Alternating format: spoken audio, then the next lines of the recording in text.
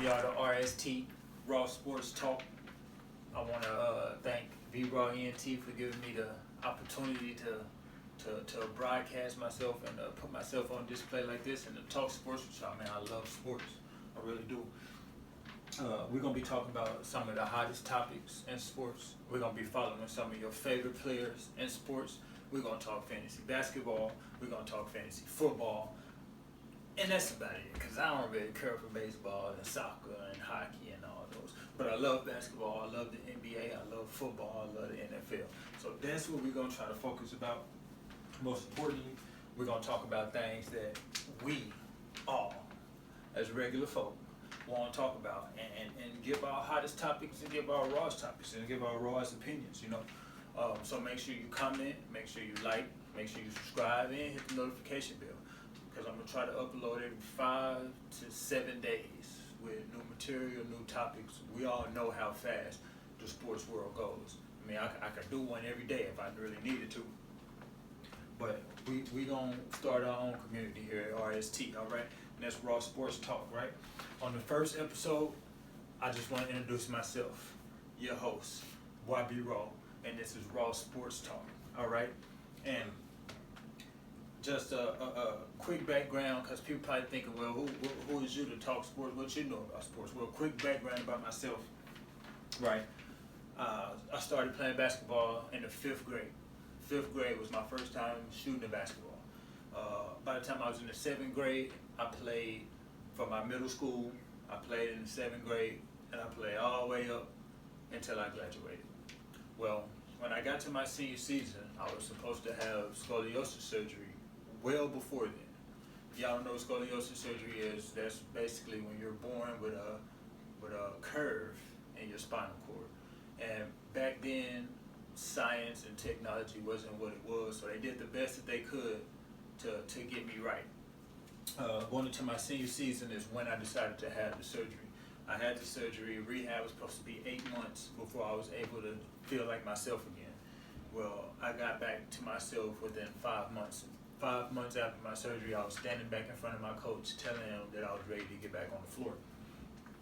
Well, the doctors told me, you passed your physical, it's good, you're good to play. What they didn't say was, they wrote my coach and told my coach, if you do put him back on the team, I could only play 15 minutes a game.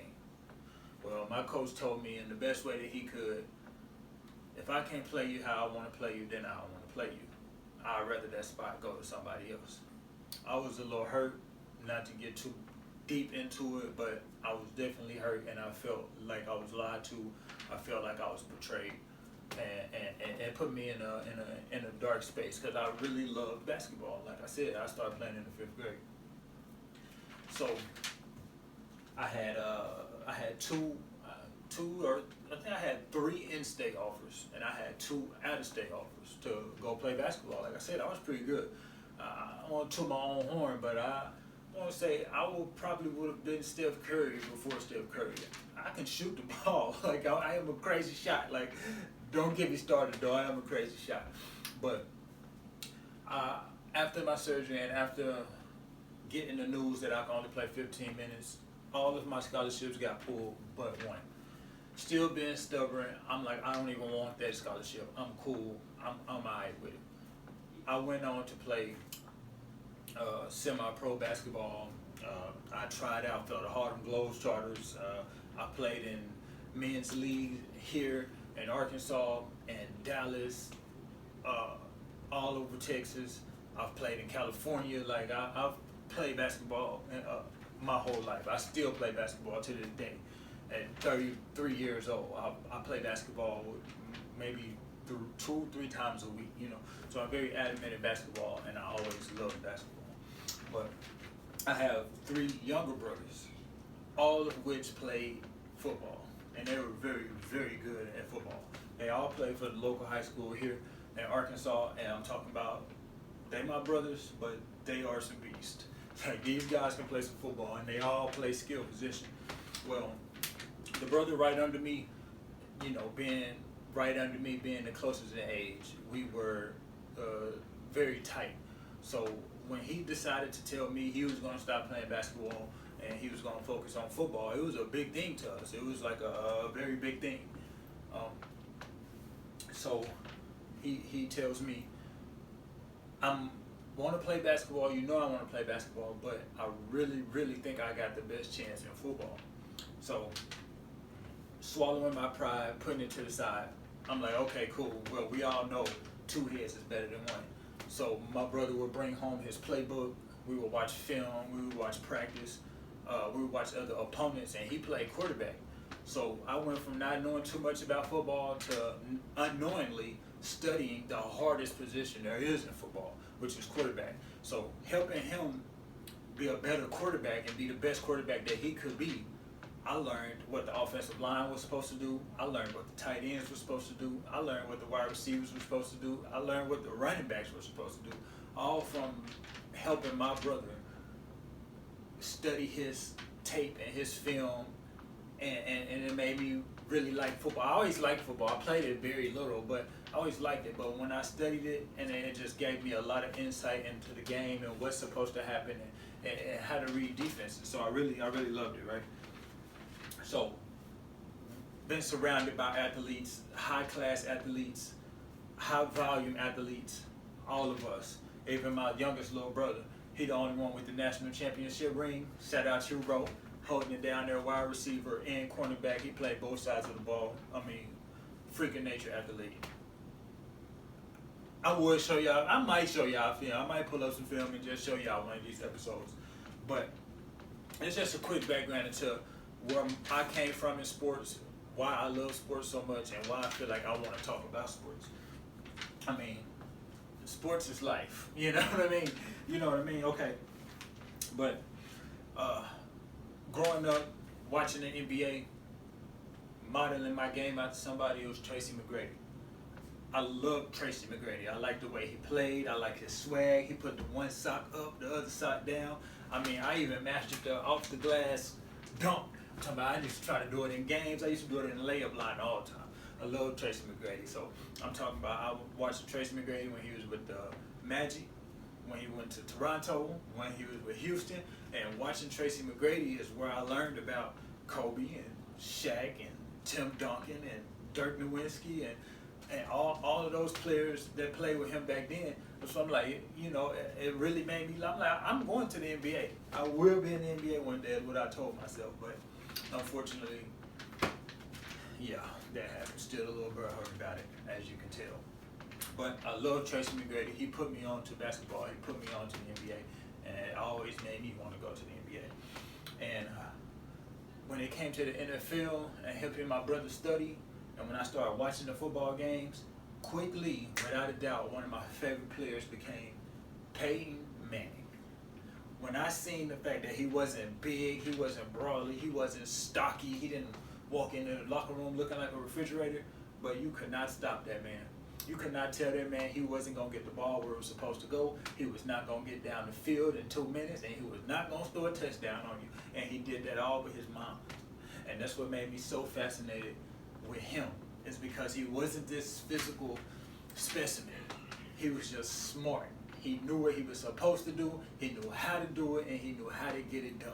And I was elated when he won the Super Bowl. I was so glad when he won the Super Bowl. Rooting for P.Manning so much made me dislike Tom Brady a little bit, because Tom Brady always kicked him out the playoffs. But man, did I love P.Manning. I mean, the guy was just top of the class, Hall of Famer, Super Bowl champion. I always loved P.Manning. I always did. I really just love P.Manning, right?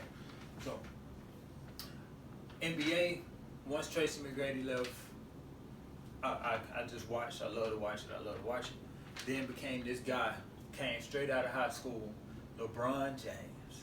18 years old, chosen one tat across his back, cameras all in his face, came in the league, hooping. From that day on, I've been a LeBron James fan. Here we are, what, year 20, going into year 20, and LeBron James is still one of the top names on top of the NBA. After 20 years, he's still one of the top names up here. So I just got an eye for great players, I guess. That's all I can say. I got an eye for great players. But I love LeBron James. I do. Not like that, but I love LeBron James. So obviously, I'm a Laker fan, and I want to see them win, and I want to see my boy get him another ring. I do, because I think he deserves it. He's been a picture of perfection, if you're not counting the finals losses. But he's been a picture of perfection. And LeBron James is the guy for me. I just love LeBron James. NFL, I don't really have a team in NFL. Like I said, I watched P.Manning, so I always rooted for the Colts. I always rooted for the Broncos when he went there. I just followed P.Manning wherever he go. I never did really have an NFL team. I have players that are like, I love certain players, and if they're on that team, then that's just the team I like. So I'm very, very unbiased when it comes to the NFL. I might be a little biased on the NBA side because of LeBron James, but on the NBA side, NFL side, I'm not biased at all. I think the best team gonna win, and I always hope that the best team win because I know how hard football is. But I don't really got too much bias when it comes to NFL. But as we all know, NFL is about to start. Preseason is about to kick off in a couple of days, and I honestly can say that I think this might be the funnest NFL season that we've ever seen. I think this season might knock out the no fun league stigma that NFL has had over the last couple of years. It's just so many talented players, there's so many talented teams, there's been so much movement, and I'm excited. I'm ready. We're going to talk about it, we're going to debate about it, and we're going to give our rawest opinions about it. I cannot wait for the NFL to start. I really can't. But I had a couple topics that I wanted to get into today to kick off the episodes, right? And the first one was, I don't know if y'all heard, but Kareem Hunt has asked for a trade from the Cleveland Browns. He wanted an extension. They told him no, and now he's saying he wants a trade.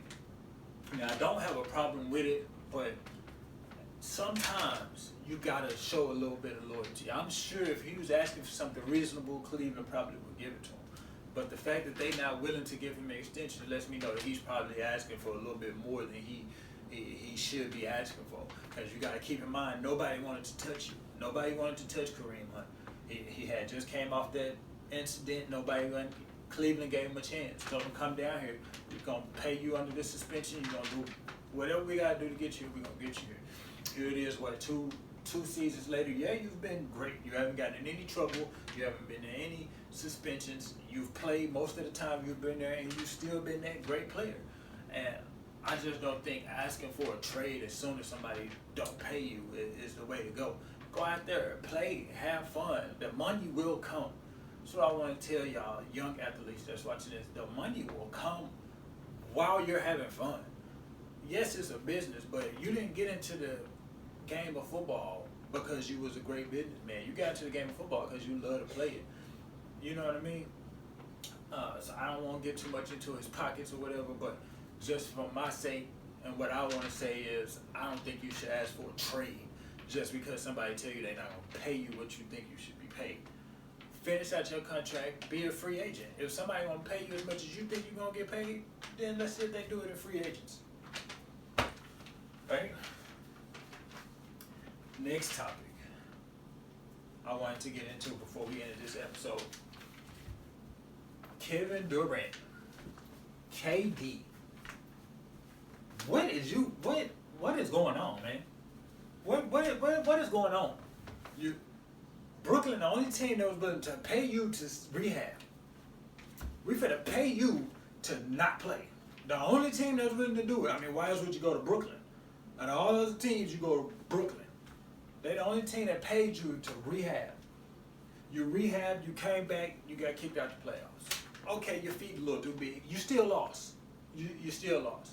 Then you come back next year and you get swept. You don't get kicked out in the first round, you get swept in the first round. 4-0 in the first round. And then you jump out talking about, I want to be traded. I want to go somewhere else. Things are not, you want one of James Harden, your friend from OKC.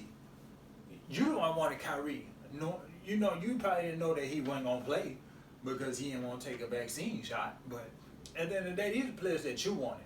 James Harden upped and dipped. You stayed, Kyrie stayed, Kyrie was able to play, then didn't want to play. Then y'all go out there and think that y'all just gonna run through the Celtics and y'all shut down. Now you want to trade. Kyrie want to come to LA. But Kyrie want to come to LA. You want to trade. Like I said with the Kareem Hunt situation, I don't like it. His situation is even worse because you don't even have 1 year left. You got 4 years left on your contract. Ooh. So for the next 4 years, I want to go play somewhere else. Bro, no. Stay there. Build your team, do it the hard way, and please stop trying to compare yourself to LeBron James, because as y'all see, when these players go through even the smallest criticism that LeBron James has gone through for 20 years, they want to trade. They want to go somewhere else. They willing to sit out. And then he just told the owners, trade the coach and the GM if you want to keep. Man, you know we're not fair to trade the coach and GM. If anything, you'll be sitting on the bench rehabbing again for next year if it was up to me.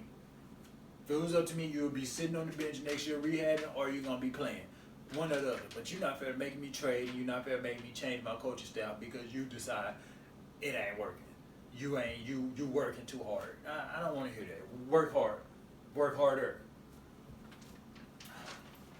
Lastly, before we get out of here, on the more serious note, I know y'all probably heard about Brittany Griner taking the trip over to Russia and being detained because they found THC oil. THC oil in her bag. Knowing she's a WNBA player, knowing that she is not a drug smuggler, knowing that she's not a terrorist to their country, they held her and are holding her and has just sentenced her to 9 years in Russian penitentiary jail over THC oil and a vape pen. Really hurts me because she's a black woman. She got a family, she got a wife, she got teammates, she got loved ones. She went over there definitely not to be locked up, definitely not to be detained, and definitely not to have her life taken away. And the fact that the U.S. are constantly putting out statements about what they wish could happen and what they wish they could do, at the end of the day, she's still over there. She's serving a 9-year sentence. And I just want to send my positive vibes, my hopes, my prayers, and any good energy that I can all the way over there to that woman, to ask her to keep her head up, keep her fingers crossed, and hopefully sooner, way more than later, they figure out how to bring her back home. Because we all can tell that giving somebody of her stature, of her normalcy, 9 years for THC oil definitely isn't right, isn't legal, and is definitely some more behind it. Maybe they are trying to send a message to the U.S. I don't know. But prayers for Brittany, moment of silence for Brittany. And let's just all wish and hope that she come home soon. We love you, girl. All right. So that's gonna wrap up today's episode of R.S.T. And I want to thank BRawEnt again for giving me the platform to do this, to share my opinions, to share my thoughts. And make sure y'all comment, make sure y'all like, make sure y'all subscribe, make sure you hit that notification bell. Because even though we might drop 5 to 7 days, a video might drop in between there. And after this video, I'm going to put some Easter eggs in the video. And it's going to pay off for you watching and giving your support. Because I like to have fun with my people. You know what I mean? So until then, y'all, be easy, be safe, and be raw.